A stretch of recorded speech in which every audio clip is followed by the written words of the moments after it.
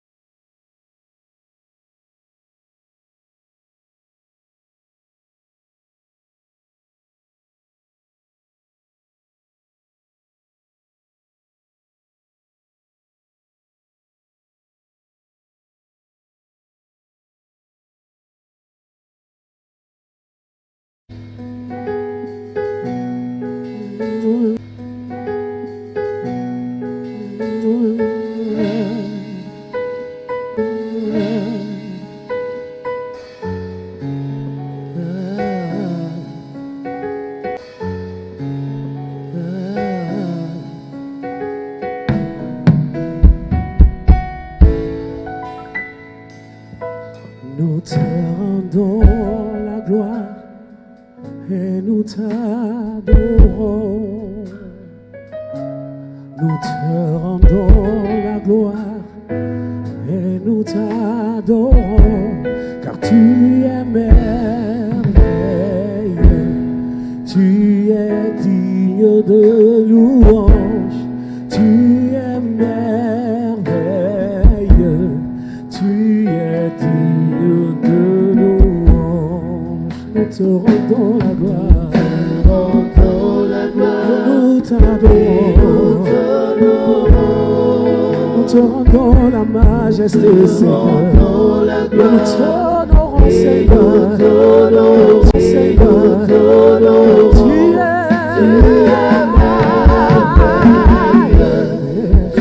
es digne de louange. Tu es merveilleux. Tu es merveilleux. Tu es digne de louange. Tu es merveilleux. Tu es digne de louange. We give you glory, Lord. as we honor you. We give you glory, Lord, as we honor you. For you are wonderful. You are worthy, oh Lord. You are wonderful. You are worthy, oh Lord. We give you glory, Lord, as we honor you. We give you honor, majesty. Yeah. For you are worthy. You are worthy. You are worthy. Yeah, you are. You are wonderful, Lord.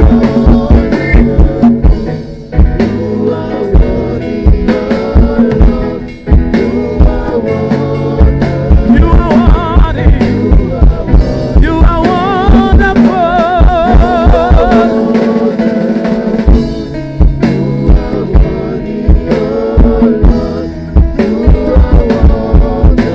You are worthy.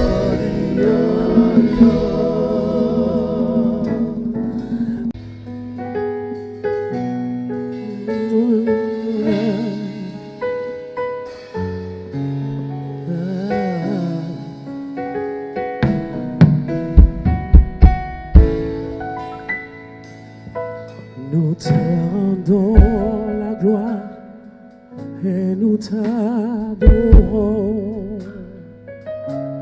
Nous te rendons la gloire et nous t'adorons, car tu es merveilleux. Tu es digne de louange. Tu es merveilleux. Tu es digne de louange. Nous te rendons la gloire. Nous t'adorons. Nous te rendons la majesté, Seigneur. Nous t'honorons, Seigneur.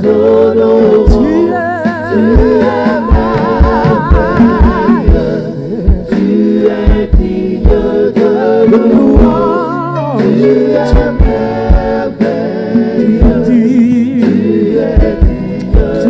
merveilleux. Tu es digne de louange. Tu es merveilleux. Tu es digne de louange. We give you glory, Lord, as we honor you. We give you glory, Lord, as we honor you. For you are wonderful. You are worthy, oh Lord.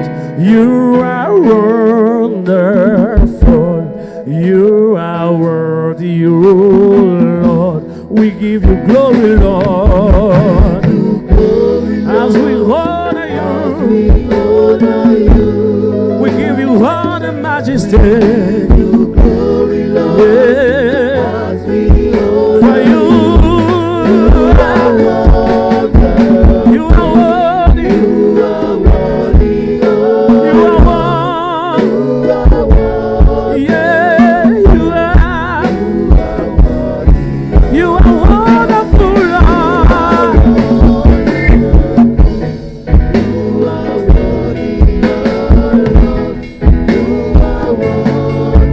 You are worthy.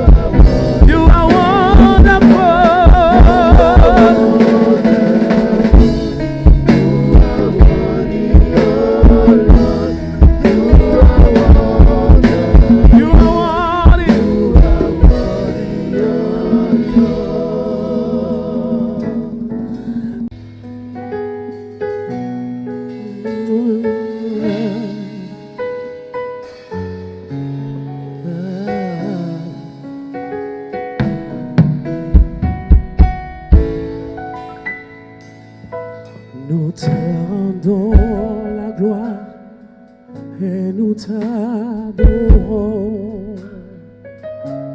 Nous te rendons la gloire et nous t'adorons, car tu es merveilleux, tu es digne de louange, tu es merveilleux,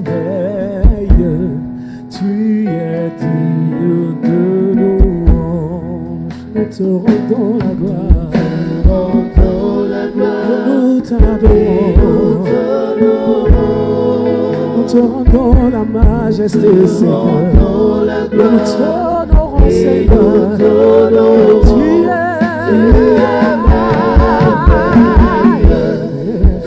es digne de louange. Tu es merveilleux.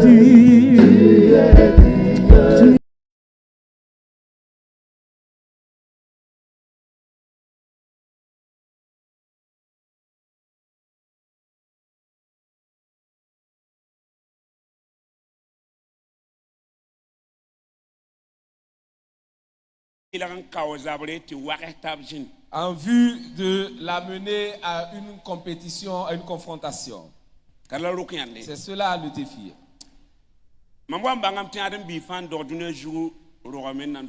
Je me suis rendu compte que tout être humain qui naît dans ce monde a un défi, au moins un défi à relever.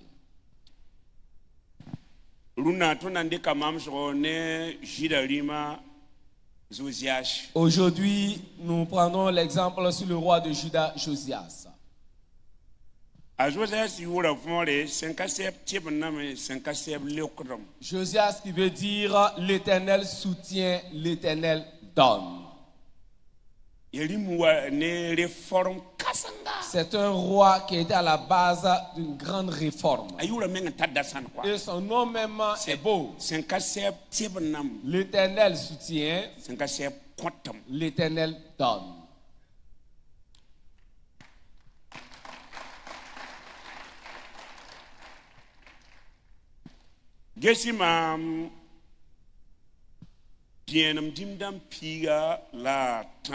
Nous sommes en 1 roi au chapitre 13. Nous allons commencer la lecture à partir du verset 1er jusqu'au verset 3. 1 roi chapitre 13, 1 à 3. Selon la version Louis II, il est dit: voici, un homme de Dieu arriva de Juda à Bethel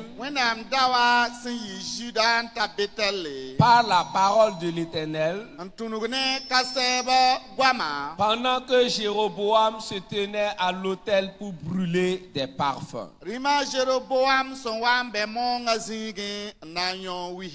Il cria contre l'autel par la parole de l'Éternel et il dit: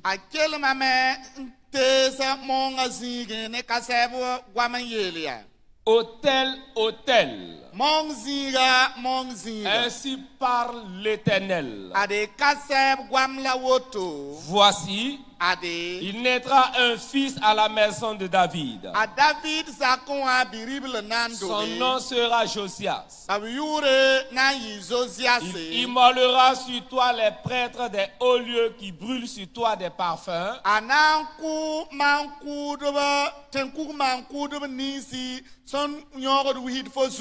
Et l'on brûlera sur toi des ossements d'hommes. Et le même jour, il donna un signe en disant: c'est ici le signe que l'Éternel a parlé. Voici, l'autel se fendra et la cendre qui est dessus sera répandue. Amen. Amen. 2 Chroniques 34, 1 à 7. 2 Chroniques 34, 1 à 7. Selon deux versions, et nous lisons la version Louis II. 2 Chroniques 34, 1, 7, selon la version Louis II, il est dit: Josias avait 8 ans lorsqu'il devint roi.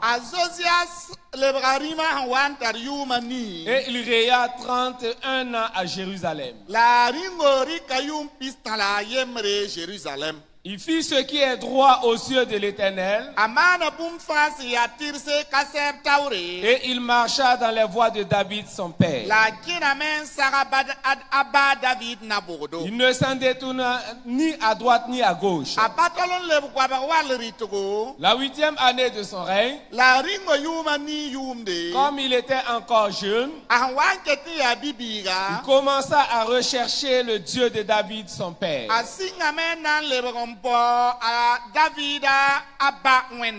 Et la 12e année, il commença à purifier Juda et Jérusalem des hauts lieux,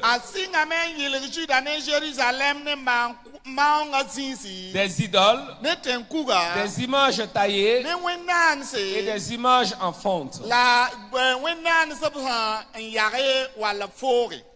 On renversa devant lui les autels de Baal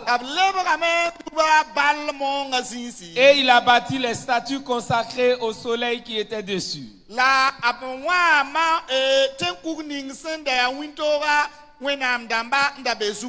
Il brisa les idoles, les images taillées et les images en fonte et les réduisit en poussière, et il répandit la poussière sur les sépulcres de ceux qui leur avaient sacrifié.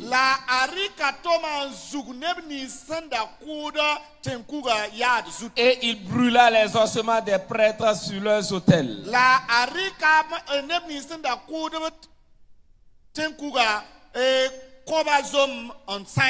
C'est ainsi qu'il purifia Juda et Jérusalem.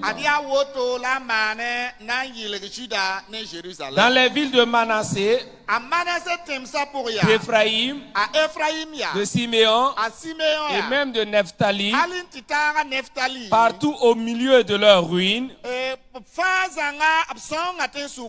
renversa les autels, il les mit en pièces les idoles et les images taillées, il les réduisit en poussière et il a bâti toutes les statues consacrées au soleil dans tout le pays d'Israël. Puis il retourna à Jérusalem. Selon la version Parole de vie, 2 Chroniques 34, 1, 7. Josias devient roi à l'âge de 8 ans. Et il est roi à Jérusalem pendant 31 ans. Il fait ce qui est bien aux yeux du Seigneur. Il se conduit exactement comme son ancêtre David, en suivant toujours son exemple. La 8e année où Josias est roi, il n'est qu'un jeune homme. Il cherche à connaître la volonté du Dieu de son ancêtre David.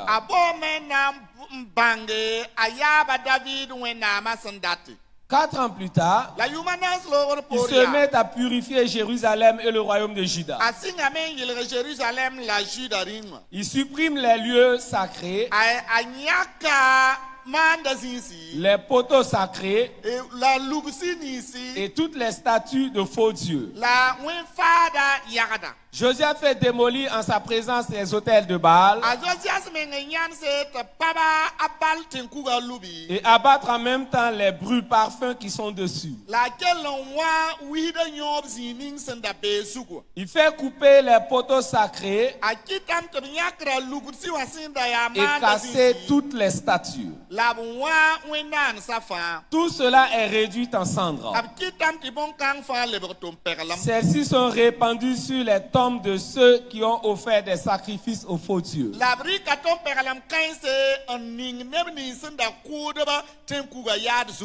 Enfin, on brûle les os des prêtres sur les autels qu'ils ont utilisés.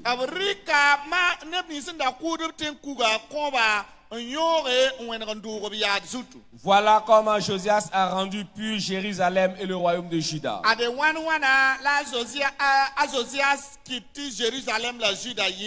Il va ensuite dans les villes de Manassé, Ephraim, de Siméon et même de Nephtali, ainsi que dans les régions voisines. Là, il renverse les autels, il casse les poteaux sacrés et les statues des faux dieux et il les écrase. Il abat les brûle parfums dans toutes les tribus du nord.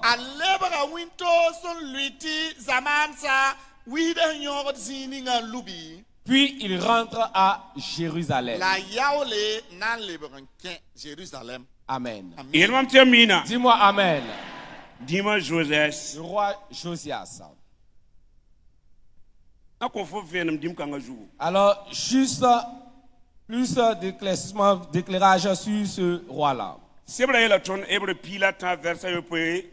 La Bible nous dit en Hébreu 13, le verset 7.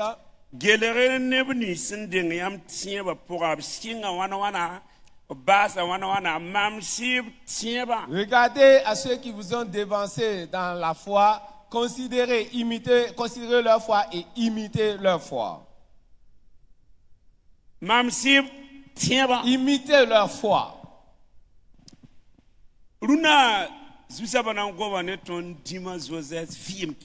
Alors aujourd'hui, le Seigneur nous parlera de la vie du roi Josias.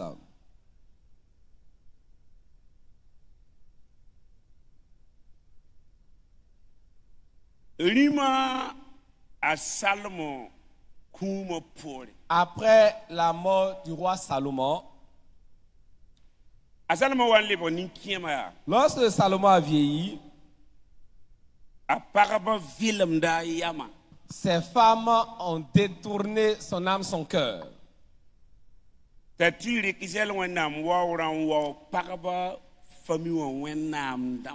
Et là, Salomon est allé adorer maintenant les dieux des familles de ses femmes.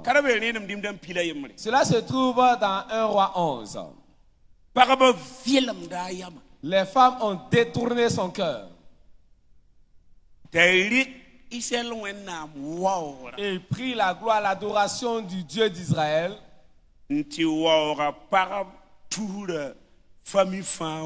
Pour adorer maintenant les dieux des familles de ces 1000 femmes.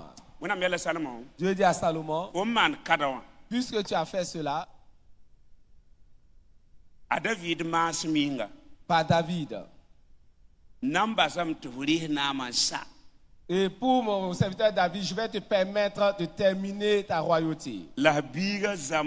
Mais du temps de ton fils, je vais diviser ton royaume en deux.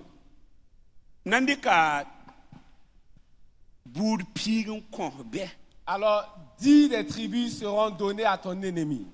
Et une tribu est démise à ton fils.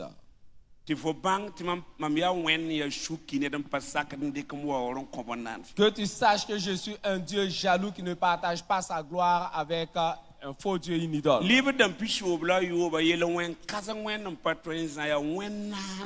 Des 66 livres de la Bible, le plus grand péché que Dieu lui-même ne peut pas supporter, c'est l'idolâtrie.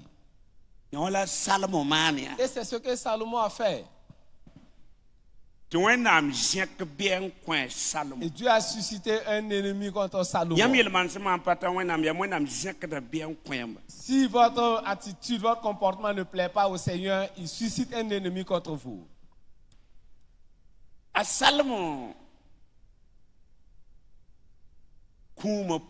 Après la mort de Salomon,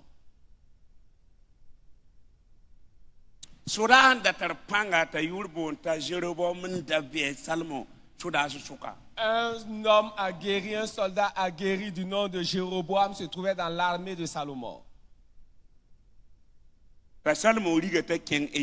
Et Salomon l'a chassé, il s'est réfugié en Égypte. Et depuis l'Égypte, il a appris que Salomon était mort. Et il a demandé la permission à Pharaon pour revenir.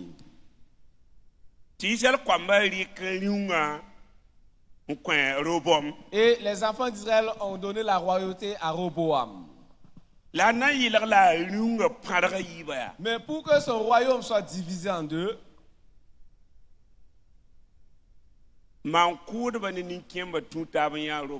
les vieux et les sacrificateurs ensemble sont allés voir Roboam,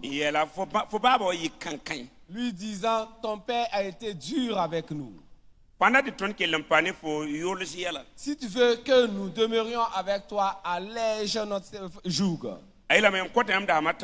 Il dit, je vous donne 3 jours. Après cela, revenez me voir.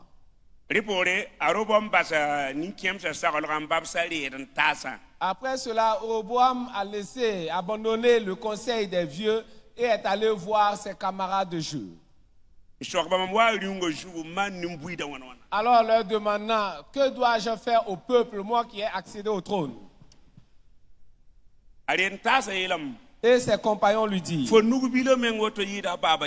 ton petit doigt même est plus gros que les reins de ton père. Il y a de ces conseils-là qui poussent à la perdition. Les compagnons de Roboam lui disent que ton petit doigt même est plus gros que les reins de ton père. Si ton père châtiait le peuple avec des fouets, toi maintenant trouve des branches pour les fouetter. Punis-les avec des scorpions venimeux. Alors ma Bible me dit que Roboam a rejeté les conseils des vieillards et a accepté ceux de ses compagnons. 3 jours après, les vieillards, les anciens et les sacrificateurs sont retournés voir Jéroboam. Il dit, je ne veux pas des conseils des vieillards, je vais appliquer les conseils de mes compagnons. Je vais vous persécuter. Vers ce jour, les 10 tribus d'Israël. Alors ces personnes-là dirent, quelle est notre part d'héritage avec la maison de David? Nous irons nous allier avec Jéroboam. Dès ce jour, c'est Dieu qui a confié les 10 tribus à Jéroboam. Voici que la lignée de Salomon s'est retrouvée avec une seule tribu. Nous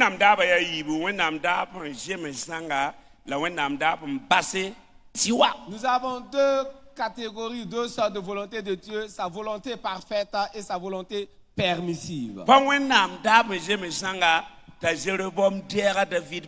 Il n'était pas de la volonté parfaite de Dieu que Jéroboam règne sur la lignée de David. Puisqu'il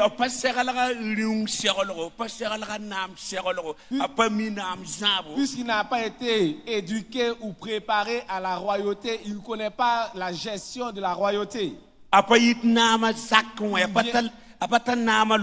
Il ne vient pas de la lignée royale, il n'a pas ce lien royal. Ma Bible me dit,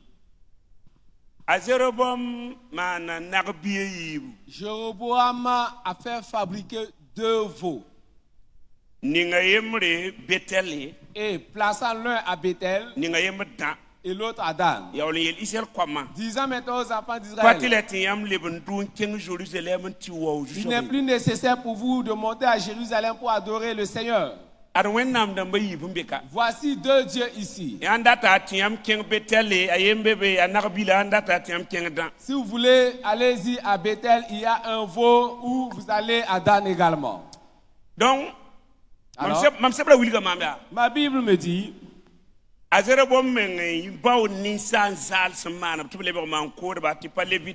Jéroboam lui-même a choisi des hommes du peuple pour les rendre sacrificateurs alors qu'ils ne sont pas de la lignée de Lévi. Depuis que Israël existe, alors la sacrificature demeure dans la lignée de Lévi. Et là, il a trouvé des hommes du peuple pour les établir. afin de sacrifier aux deux veaux. Voici un jour. Lui-même a décidé d'aller sur l'autel là afin de sacrifier à ces idoles là. Et Dieu a envoyé un prophète venu de Juda. C'est ce prophète-là. Alors que nous sommes en train de rechercher d'abord, qui est-il en réalité? On ne sait pas cet homme-là. Qui est son père spirituel? Deuxièmement, qui l'a formé au ministère prophétique? La Bible nous présente seulement, voici un homme de Dieu arriva de Juda. Et son histoire s'arrête là. Mais tout ce que nous savons, c'est que c'est réellement un prophète authentique. Il est venu au moment où Jéroboam se tenait sur l'autel là pour le sacrifice. Arrivé, il éleva la voix et cria contre l'autel en disant « Autel, autel ». Ainsi qui montre que je suis un homme de Dieu, aujourd'hui seulement tu seras fondu. Et voici que la cendre sera répandue. La Bible me dit que ce même jour, voici que l'autel s'est brisé. Et voici que la cendre s'est répandue, montrant que cet homme, nous ne savons pas qui est son père spirituel, à quel moment il a commencé son ministère. Cependant, cet homme est réellement un homme de Dieu. Il a livré une prophétie ce jour-là, disant qu'ainsi parle l'Éternel, viendra un temps où un fils naîtra à la maison de David. Et par la force de sa prophétie, il nous donnera le nom même de l'enfant, disant qu'il sera appelé Josias. Il dit, mon Dieu me dit qu'un temps viendra où il naîtra un fils à la maison de David. Et si vous voulez, je peux même vous donner son nom. Il sera appelé Josias. L'Éternel soutient, l'Éternel donne. Sachez que la prophétie a duré 300 ans.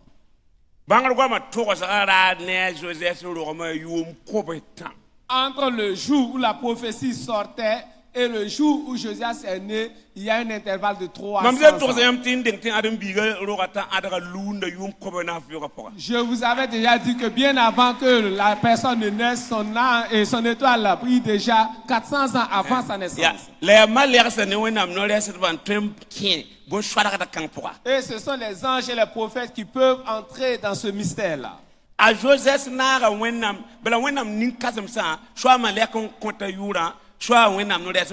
Alors pour les grands hommes, soit c'est un ange qui donne son nom ou c'est un prophète qui donne son nom. Là c'est un prophète qui a donné son nom.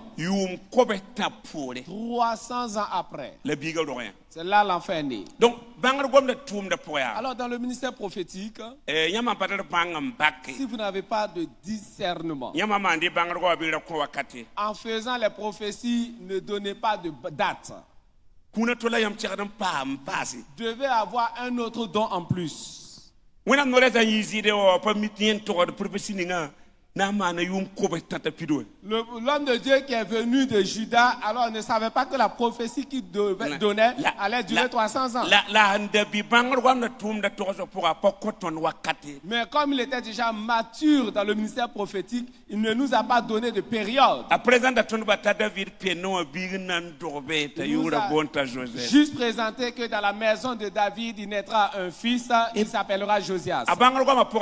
Et dans sa prophétie, il dit, lorsqu'il naîtra, voici sa destinée.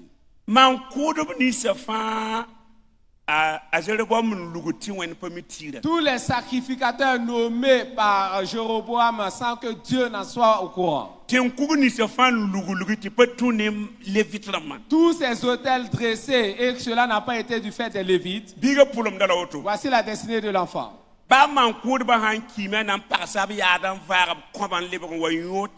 Même si ces sacrificateurs sont morts, il va ouvrir leur sépulcre, vider les eaux pour les brûler sur ces autels-là. Il dit notez, si vous le voulez, quelle est la destinée même de cet enfant. Il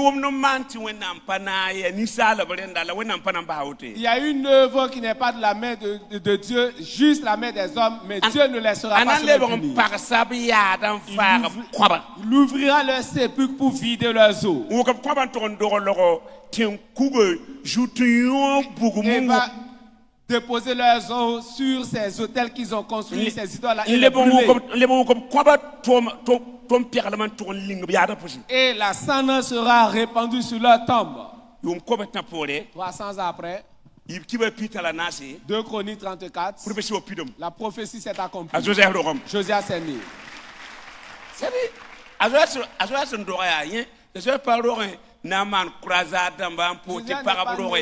Pour faire des croisades, prier pour que les femmes conçoivent, pour que les malades soient guéris. C'est qu'il y a 300 ans de cela,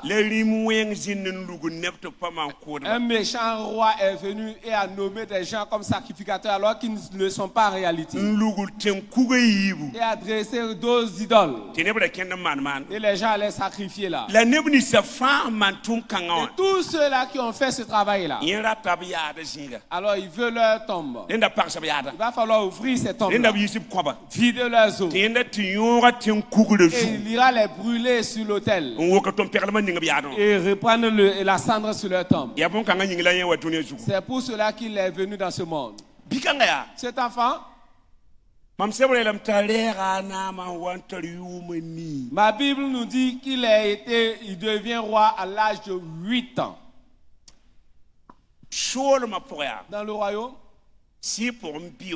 la maturité spirituelle n'est pas liée à la forme, à la corpulence. La personne ne grandit pas physiquement. Et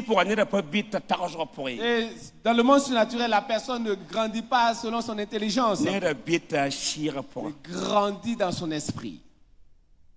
Je reprends pour toi. La maturité spirituelle n'est pas liée au corps, à la chair. Le ciel ne regarde pas à celui qui croit physiquement. Le ciel ne regarde pas à celui qui croit selon la sagesse humaine, mais son esprit. La partie qui est à l'image de Dieu.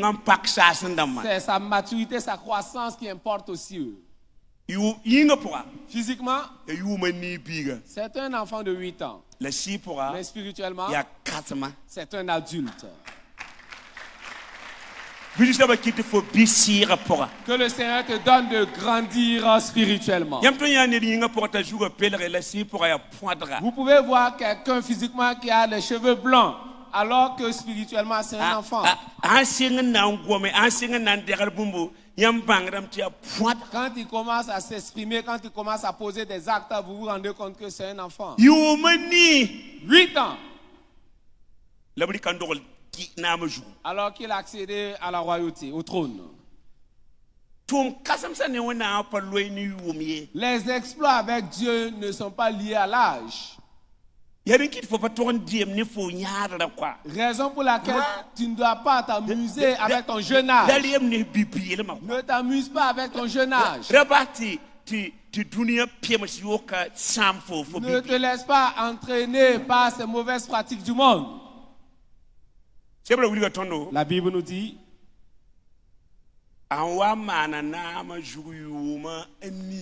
lorsqu'il atteint 8 années de règne, et disons qu'il est dans l'adolescence maintenant. En ce moment, il avait 16 ans. Il a accédé au trône à 8 ans. Et il a fait 8 années de règne. Quand il avait 16 ans, ma Bible dit il a décidé à chercher l'Éternel.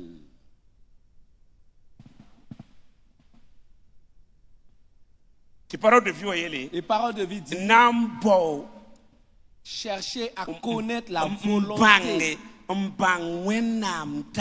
À connaître la volonté de Dieu. Du Dieu de son ancêtre David. 16 ans. Demande à ton voisin, à ta voisine, quel âge as-tu? À 16 ans. La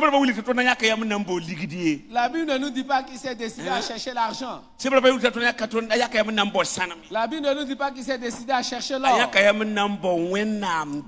Mais il a cherché à connaître la volonté du Dieu de son ancêtre David. Pour quel but est-ce qu'il est venu dans ce monde? Quelle est sa destinée? Qu'est-ce qui est notifié sur son étoile? Il a décidé à rechercher cela. Ce qui importe avec toi, c'est de chercher à connaître quel est le but de ta venue dans ce monde. Dieu t'a créé dans ce monde à quelle fin? À toi de rechercher cela. Il a décidé de chercher à travers la parole de Dieu. Il a décidé de chercher à travers le jeûne. Quand on dit qu'il s'est décidé à chercher, il a cherché avec quoi? Chercher quelle est la volonté de Dieu à travers les Saintes Écritures. Chercher à connaître quelle est la volonté de Dieu pour lui à travers le jeûne. Chercher à connaître quelle est la volonté de Dieu à travers la prière. Et il a décidé à suivre une seule personne. Imiter une personne. Son nom c'est David.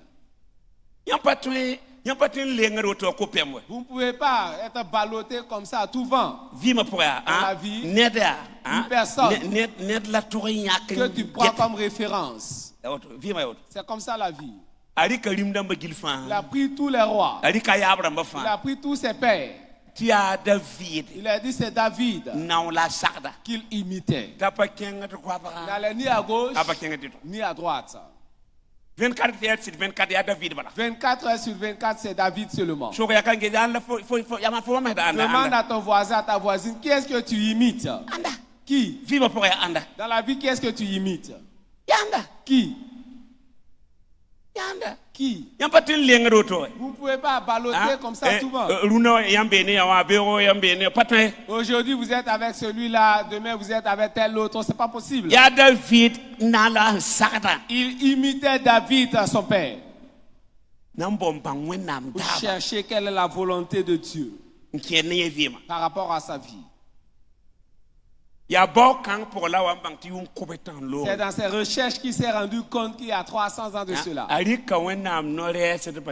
Il a pris les livres des prophètes. Il a pris les livres des rois. Et il a cherché, il s'est rendu compte qu'il y a 300 ans de cela. Un prophète avait déjà parlé sur lui. Bien avant qu'il ne naisse. Quand vous cherchez Dieu seulement, il se révèle à vous. Dieu se laisse trouver. Tu n'es pas le fruit du hasard dans ce monde. Mais cependant, tu peux aller hors du sillon jusqu'à mourir. Tu peux sortir du trajet. Tu peux faire plusieurs choses, plusieurs activités. Mais seulement, ce ne sera pas ce que Dieu a voulu que tu fasses. Là, tu es hors du sillon. Le temps est venu où chacun doit rechercher quelle est la volonté de Dieu pour lui. Quel est le but de ta venue dans ce monde? Qu'est-ce qui a été notifié sur ton étoile? Ma Bible nous dit 4 années après. Il a vu Dieu. Il a connu quelle est sa destinée. Quelle était sa mission. Et la Bible nous dit 4 ans après. 4 plus 16 ans, vous avez 20 années maintenant. La Bible nous dit il a décidé de purifier Jérusalem et Juda. Voici ses grandes œuvres. 4 années après, quand il avait 20 ans, lui-même s'est rendu compte de rentrer dans sa destinée, de pouvoir accomplir la mission que Dieu t'a assignée. Cela commence par la sanctification.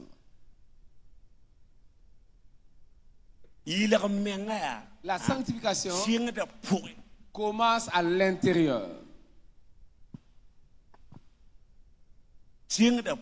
Commence à l'intérieur. La sanctification n'est pas extérieure. Elle commence avec l'homme intérieur. Tu es esprit, possédant une âme, vivant dans un corps. Alors la sanctification commence par l'esprit. Si vous avez un faux esprit, si votre homme intérieur est faux, l'extérieur ne peut pas être pur. Il a décidé de purifier Juda et Jérusalem. Mais il s'est d'abord sanctifié lui-même. Il a rendu son homme intérieur fidèle, juste. Vous savez de tout ce que nous faisons. C'est l'homme intérieur qui importe à Dieu. De tout ce que nous faisons. Vous pouvez tromper tout le monde. De par l'homme, l'aspect extérieur. Mais jamais vous ne pouvez tromper Dieu avec l'homme intérieur. Vous vous fatiguez pour rien.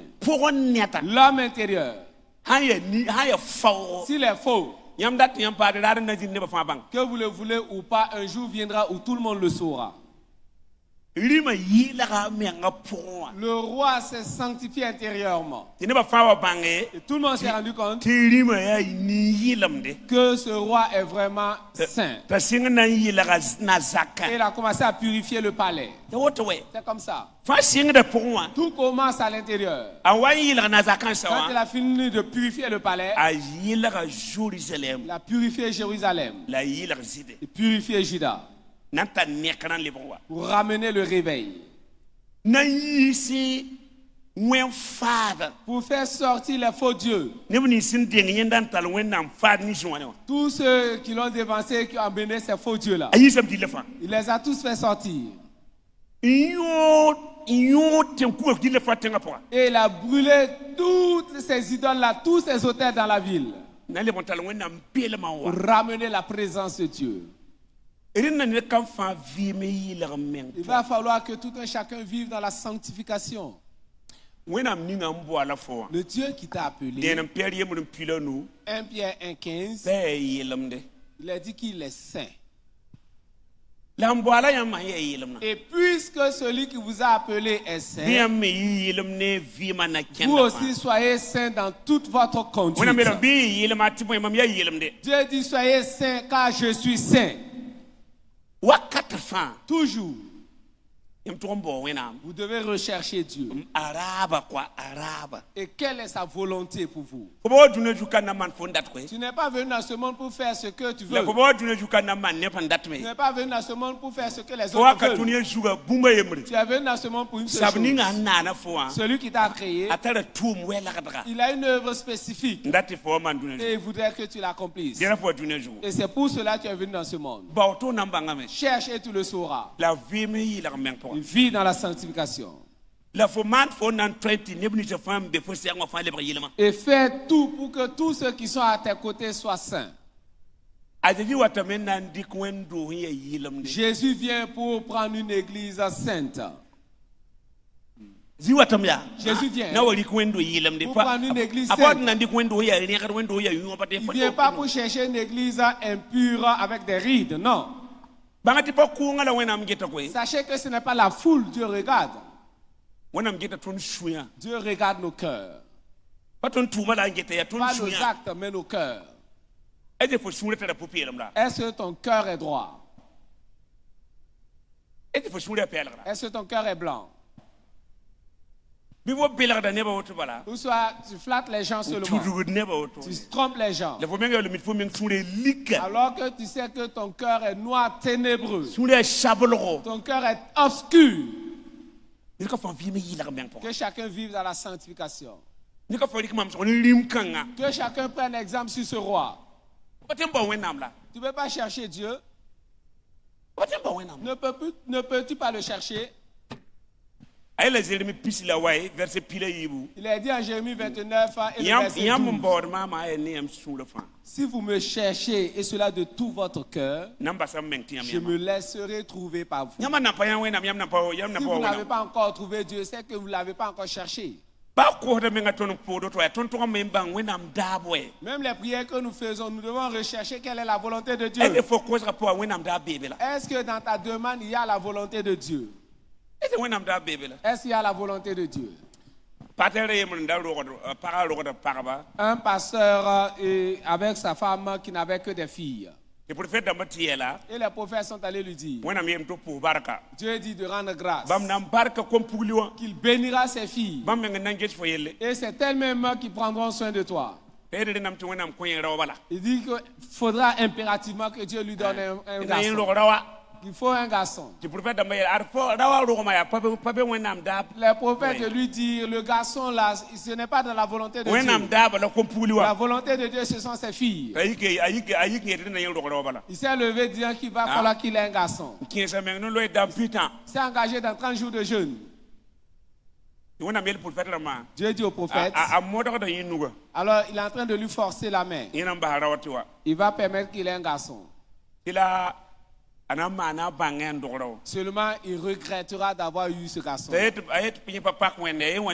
dit, peu importe, pourvu qu'il ait ce garçon-là. La femme est tombée enceinte. Elle a eu un garçon. Il est soumis. Et il est encore fou. Un malade mental. C'est un homme en tout cas. Un malade mental, un soumis.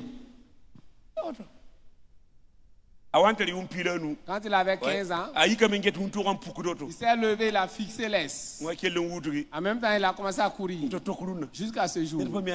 Nous ne savons où est-ce qu'il est allé. Pourquoi les enfants de Dieu ne recherchent-ils pas la volonté de Dieu? Est-ce que tu ne peux pas rechercher sa volonté?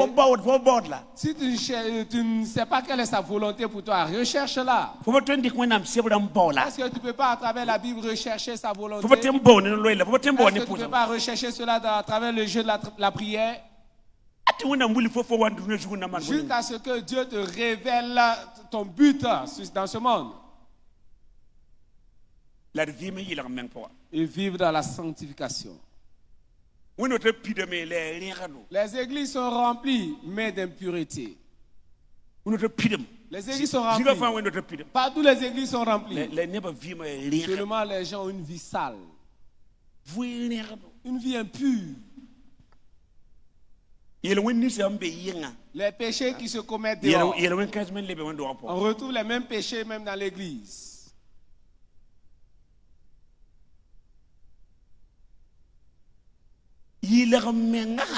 Sans la sanctification, nul ne verra le Seigneur. Dommage pour toi de tout faire et ne pas voir Dieu. Mais on ne voit pas Dieu étant toujours vivant, c'est après la mort. Après la mort que chacun verra Dieu. Et Paul nous dit, sans la sanctification, nul ne verra le Seigneur. Hébreux 12, 14. Sans la sanctification, nul ne verra le Seigneur. Le temps est venu où chacun doit vivre dans la sanctification. Il va falloir vivre dans la sanctification. De par tes paroles, ton comportement, tes actes.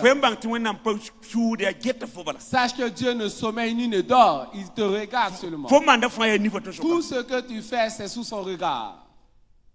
Tout ce que tu fais, c'est sous son regard. Tu peux tromper ta femme, tromper ton mari, tromper le pasteur, tromper tout le monde. Tu te fatigues pour rien. Est-ce que tu vis dans la sanctification?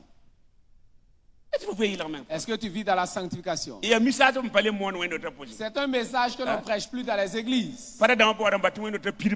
Tout ce que les pasteurs cherchent, c'est que les églises soient remplies. Mais la vie des fidèles l'importe peu maintenant parce qu'ils ne cherchent plus à savoir s'ils vivent dans la sanctification. Il n'est pas important pour toi d'aller à l'église sachant bien que tu ne verras pas Dieu. Chaque femme doit chercher à savoir si son mari vit dans la sanctification. Que tout homme cherche à savoir si sa femme vit dans la sanctification. Cherchez à savoir si les enfants ont une vie sanctifiée. Il faudra chercher à savoir cela. Il va falloir vous asseoir avec les enfants. Connaître leur vie. Puisque tu te tiendras devant Dieu pour ces enfants-là. J'arrête mon message ici. Dieu cherche des Josias. En ce moment même. Des gens qui vont chercher Dieu. Des gens qui vont vivre dans la sanctification.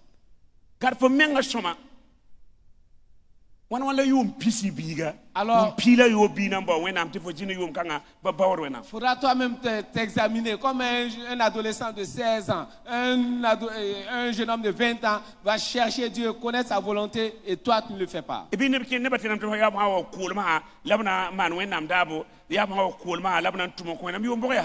en a, c'est à leur vieillesse maintenant, pas le poids de l'âge qui cherche maintenant à chercher la volonté de Dieu, à servir Dieu. À quel âge? Dans votre jeunesse, si vous n'avez pas pu faire grand chose pour Dieu, ce n'est pas dans votre vieillesse que vous allez pouvoir le faire. Ou bien vous croyez que c'est lorsque vous ne serez plus profitable à la société que vous le serez pour Dieu?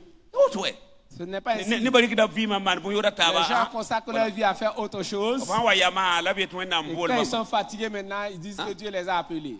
Ce n'est pas vrai. Tu dois être comme Josias. Ta jeunesse doit servir à l'éternel Dieu. C'est cela l'importance de la vie.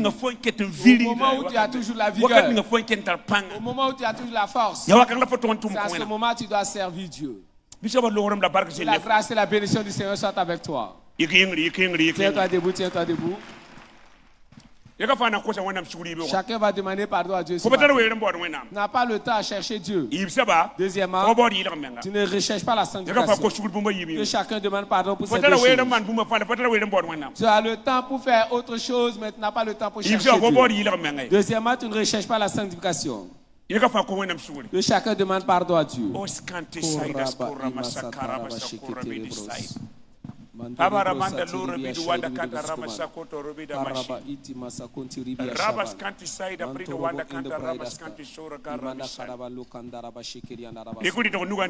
la main droite sur le cœur. Père de grâce. Tu recherches des Josias parmi les femmes, parmi les hommes, parmi les jeunes gens. Tu ne veux pas que quelqu'un s'amuse avec son jeune âge. Tu veux que nous te recherchions. Que nous soyons animés de ta soif. Tu veux que nous vivions dans la sanctification. Aide-les. Accompagne-les. Sois avec eux. Les mois qui restent bien avant la fin de l'année, que chacun cherche Dieu et que tu te révèles à chacun. Montre ta volonté à tout un chacun. Montre, révèle, parle-leur, révèle. Ne les laisse pas faire ce dont ils ont besoin jusqu'à ce que chacun sache quelle est ta volonté pour lui et qu'il vive dans la sanctification. Au nom de Jésus. Amen. Amen. Priez avec vous pendant un court moment. Tenez-vous debout.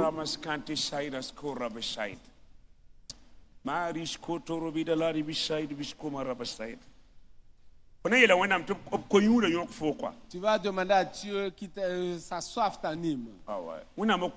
Que la soif de Dieu t'anime. Cette soif qui va te pousser à chercher Dieu. Demande à Dieu de te donner cette soif-là. Que tu cherches Dieu. Décide-toi à chercher Dieu. Et il va se révéler à toi. Il va te montrer une chose qui n'est pas encore tombée dans l'oreille. Une chose dont l'œil n'a point vu. Dis à Dieu de te donner cette soif-là. Que chacun prie pour soi-même.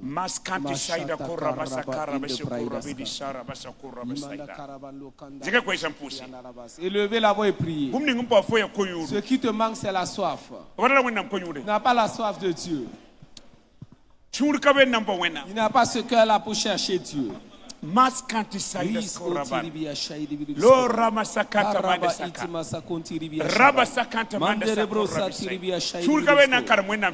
pas ce cœur-là pour lire la Bible. Ce cœur-là pour jeûner. Ce cœur-là pour prier assez longuement.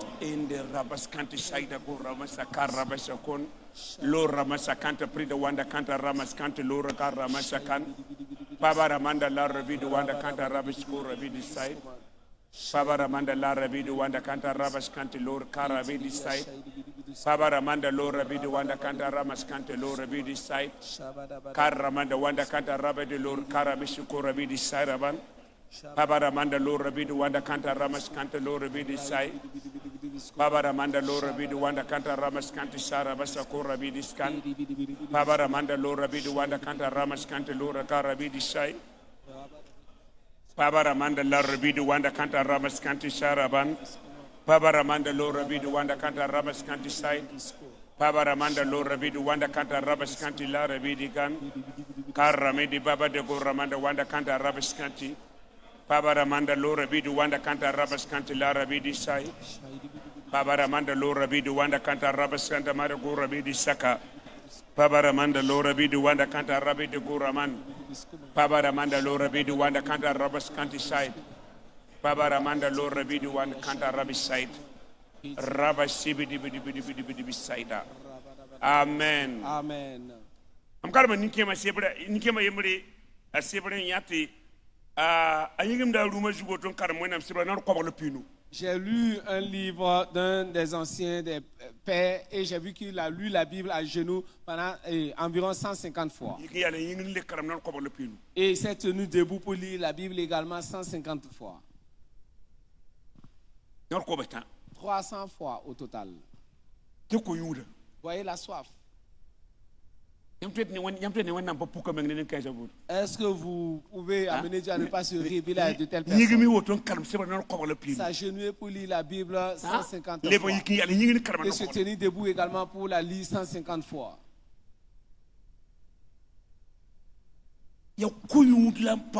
C'est la soif qui manque à l'église maintenant. Les gens n'ont plus de soif. Vous cherchez Dieu. Voyez comment les gens cherchent l'or. Voyez comment les gens courent après l'argent. Si tu peux avoir ce cœur-là pour chercher Dieu, le ciel même te rendrait visite. Deuxième prière. Tu vois, tu es le responsable de ta propre vie. C'est toi. Dis au Seigneur, à partir d'aujourd'hui, je veux vivre dans la sanctification. Même si tout-même vivait dans l'impureté, je vivrai dans la sanctification. À toi de te décider. Voilà. Oui. On ne regarde pas. Même si tout le monde vivait dans l'impureté, décide seulement de vivre dans la sanctification. Et vivre dans la sanctification. Et sortir du péché. À toi de décider. Décide de ne plus prendre l'alcool. Voilà. Oui. À toi de décider que tu ne prendras plus l'alcool. Prends la résolution de ne plus faire la masturbation, de ne pas commettre l'adultère, la débauche. À toi de prendre cette décision-là. À toi de prendre la résolution de vivre dans la sanctification. Même si le monde entier vivait dans l'impureté, même si dans le service tout le monde commettait le péché, toi tu ne le commettrais pas. À toi de te décider. À toi de prendre cette décision. Il y a 35 ans de cela, nous avons pris cette décision. Nous avons pris cette décision. De ne pas commettre le péché. Vivons dans la sanctification. On dit, vous êtes des jeunes, peu importe pour vous. C'est nous qui avons pris la décision de vivre dans la sanctification. Advienne que pour nous allons vivre dans la sanctification. Et Dieu nous a aidés. Oui. Décide seulement De ne pas commettre le péché. Voilà. De ne plus commettre le péché. Le Le péché nous poursuit, mais seulement nous avons pris la décision de ne plus commettre de péché. Nous avons décidé de ne plus prendre l'alcool. Voilà. Et l'alcool, une goutte d'alcool ne rentrera plus dans notre bouche. Nous avons pris cette décision. Prendre la décision de ne pas commettre l'adultère. Demeurer ferme. Dès que tu te décides seulement, Dieu va t'aider. C'est comme ça. Ah, vous êtes encore des enfants, vous êtes encore jeunes. Il n'y a pas question de jeunesse, mais une question de décision. Nous avons refusé. Nous avons refusé le péché. Tu peux prendre cette décision. Décide-toi aujourd'hui. Depuis ma conversion, je n'ai plus bu d'alcool. Jamais. Pour que mon onction disparaisse jamais. N'est-ce pas que j'ai vu des gens boire l'alcool et leur onction disparaît.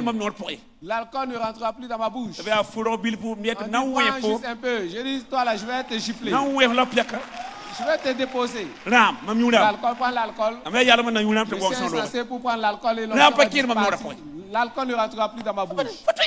Tu peux te décider. À toi de te décider. C'est moi qui allais toujours danser, j'ai décidé de ne plus le faire. Je courtisais les filles, j'ai dit ça là j'arrête également. Et j'ai informé aux filles là, si vous vous amusez avec moi, je vais vous frapper. Je vais vous frapper. À toi de prendre la décision. Ah, le péché, c'est toi qui veux qu'il te prend. C'est toi qui t'es amusé avec le péché, voilà pourquoi il t'a eu. Aujourd'hui. Quel que soit l'issue, tu vivras dans la sanctification. Poussez, prie.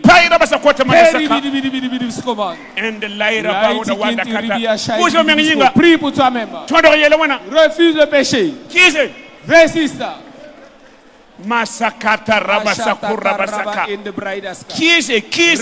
Résiste. Refuse, rejette le péché. Rejette le péché. Rejette le va-t'en. Rejette le péché. Le mensonge, la querelle, les disputes, l'orgueil, la désobéissance, l'amour de l'argent, la masturbation, l'alcoolisme, la pornographie. Rejette-les en arrière. Refuse. Refuse le péché. Boîte de nuit, les boîtes de nuit, les maquis. Refuse. Il n'est pas marié. Dis, ce n'est plus moi. Résiste au péché. Rejette-le. Décide de vivre dans la sanctification. C'est possible. Masakata Rabba iti masakaraban. Rikontorobo shekeri anarabas. Dis, je vais vivre dans la sanctification. Dis, je domine le péché. Domine sur le péché. Parle. Refuse.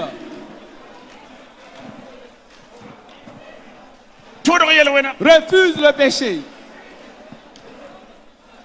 Refuse le mensonge. Refuse les critiques, les jugements. L'orgueil. L'amertume. Les jugements. Refuse. La gourmandise. Refuse la gourmandise. Résiste.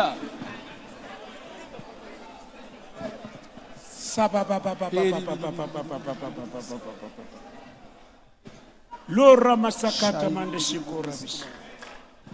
Rabasakata mande sakorabis.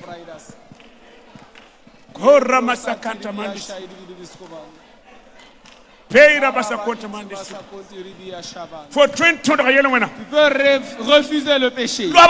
Rejette-le. Et dans je suis le Josiah de cette génération. Je vivrai dans la sanctification. Tu peux même purifier ta maison.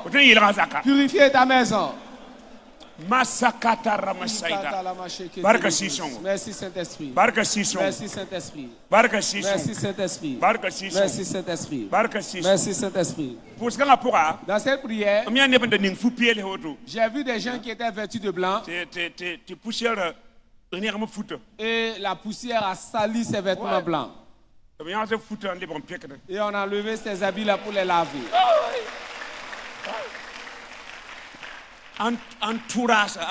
L'entourage. Il y a des gens dont tu dois mettre sur liste noire. Ne les appelle même plus. Et quand tu l'appelles, tu amènes toujours à commettre le péché. Ne l'appelle plus. Des personnes, il ne faut même plus aller chez elles. Ne va même plus sous son garde.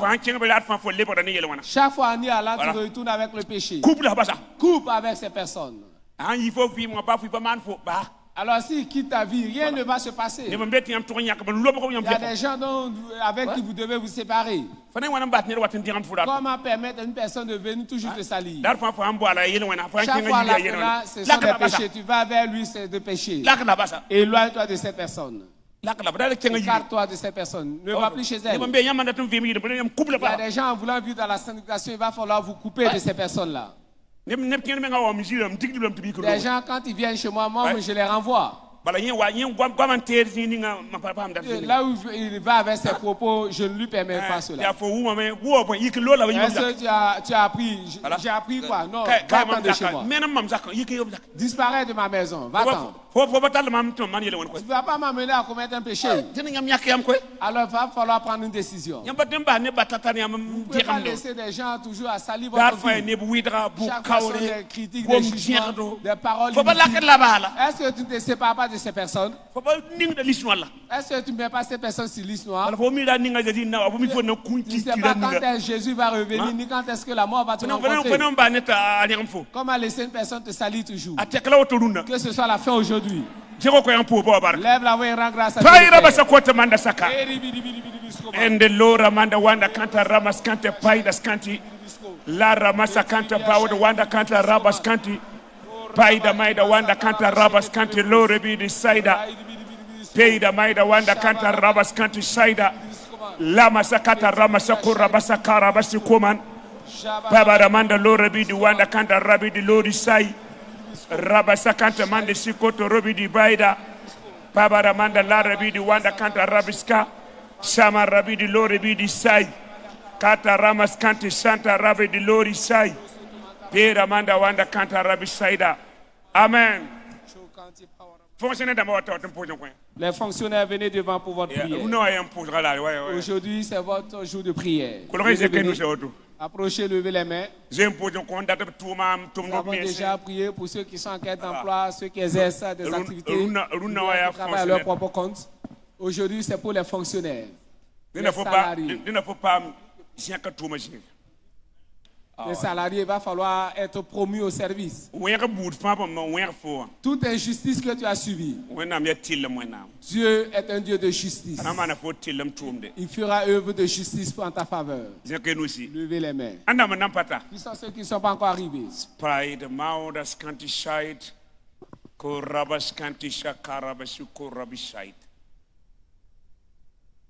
Si vous renforcez votre relation avec Dieu seulement, il va vous élever dans vos services. Les autres personnes renforcent leur relation avec le diable. Et il faut que tu sacrifies aux idoles. Pour être promu au service. Et également, tu peux renforcer ta relation avec Dieu. Que Dieu t'élève dans ton service. Père de grâce. Te confions ces personnes en terre. L'élévation ne vient ni de l'Orient ni de l'Occident, mais de l'Éternel Dieu. La parole nous dit que tes enfants seront la tête, jamais la queue. Ils seront devant et non derrière. Que tu sois promu dans ton service. Tout injustice que tu as subi, je détruis son pouvoir au nom de Jésus-Christ. Que le Seigneur te fasse grâce dans ton service. Que tes adversaires tombent sous ton pouvoir. Tous ceux qui se sont levés contre toi tombent tous sous ton pouvoir. Que le Seigneur étende tes limites. C'est au nom de Jésus-Christ. Que Dieu te fasse bien avant la fin de l'année. Au nom de Jésus-Christ. Je te bénis de la bénédiction d'Abraham. Je te bénis de la bénédiction d'Isaac. Je te bénis de la bénédiction de Jacob. Tu es libéré en ce jour. Toute servitude dans ta vie est brisé aujourd'hui. Détruis le poids de l'esprit de rétrogradation. Détruis le poids des esprits de destruction. Détruis le poids des esprits de blocage. Détruis le pois des ténèbres devant toi. Que Dieu te fasse bien. Au nom de Christ. Amen. Amen. Des montagnes que Dieu a aplanies. Bougez vos places dans la grâce du Seigneur. Amen. Tenez-vous debout. À la fin de la prière, que tous les malades aillent dans l'ancien temple. Et on viendra prier pour vous là. Lève-toi et prie pour l'interprète moi. Priez pour nous.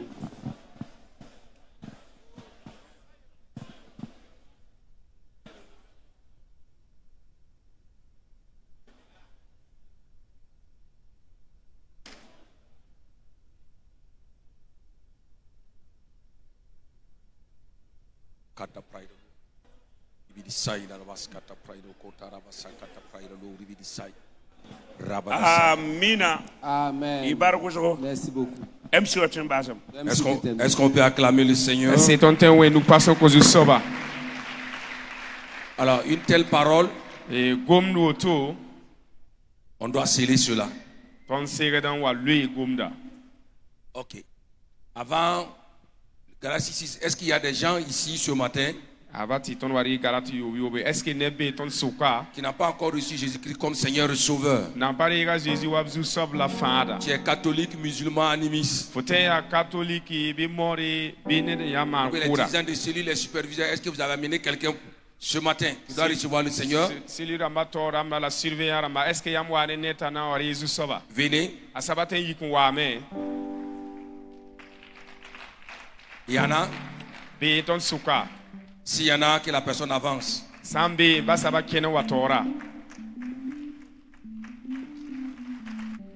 Encourageons-les.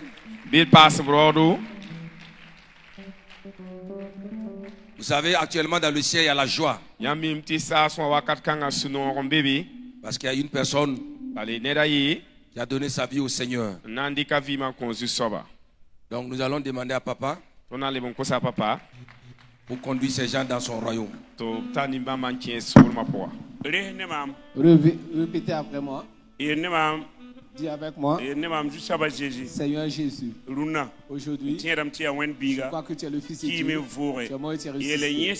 Tu effaces tous mes péchés par ton sang. Écris mon nom dans le livre de vie. Dis aujourd'hui, je suis un enfant de Dieu. Les choses anciennes sont passées. Les choses sont devenues nouvelles. Amen. Amen. Allez-y avec ce monsieur-là. Amen. Amina. Alors, nous allons prélever Galatie 6. Et après, je vais demander au pasteur Baziemo de venir faire la prière finale. Donc, on a posé les paniers dans les allées. Donc, vous pouvez mettre là. Groupe musical.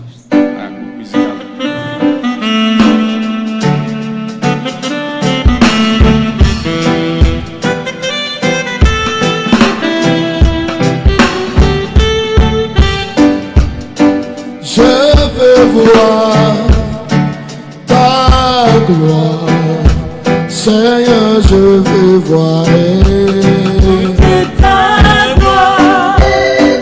Fais-moi voir ta gloire, Seigneur, fais-moi voir ta gloire. Seigneur, Seigneur, Seigneur, Seigneur. Je veux voir ta gloire. Seigneur, Seigneur, Seigneur, Seigneur. Seigneur, je veux voir toute ta gloire. Je veux voir ta gloire. Seigneur, je veux voir toute ta gloire. Je veux voir ta gloire. Seigneur, je veux voir toute ta gloire. Je vais demander à tout le monde de se tenir debout. Je vais prier. Père de grâce dans les cieux, nous te rendons grâce. Tu as été avec nous depuis ce matin jusqu'à 7 heures. Tu as passé par ton serviteur. Nous as enseigné et nous ramener sur le chemin. Nous te rendons grâce. Et ce que nous avons entendu ce matin, Saint-Esprit, aide-nous chacun d'entre nous pour qu'on puisse le vivre et qu'on marche en cela pour recevoir votre bénédiction. Nous confions ces temps, nous élevons le sang en ces temps de ce que nous avons entendu. Nous le couvrons par le sang du Christ. Je couvre le ton peuple, ceux qui vont monter ou ceux qui vont marcher. Que le sang de Jésus soit des mirages. Que le sang de Jésus les préserve pour qu'ils rentrent chez soi en paix. Je confie la semaine qui commence entre tes puissantes mains. Bénis la semaine. Bénis la semaine. Que ta paix nous accompagne au cours de la semaine. Que ta compassion nous accompagne au cours de la semaine. Pour que à la prochaine vacances on va se rencontrer là. On élève des actions de grâce. Nous te rendons grâce. Pour le Dieu qui est Père, Fils et Saint-Esprit. Amen.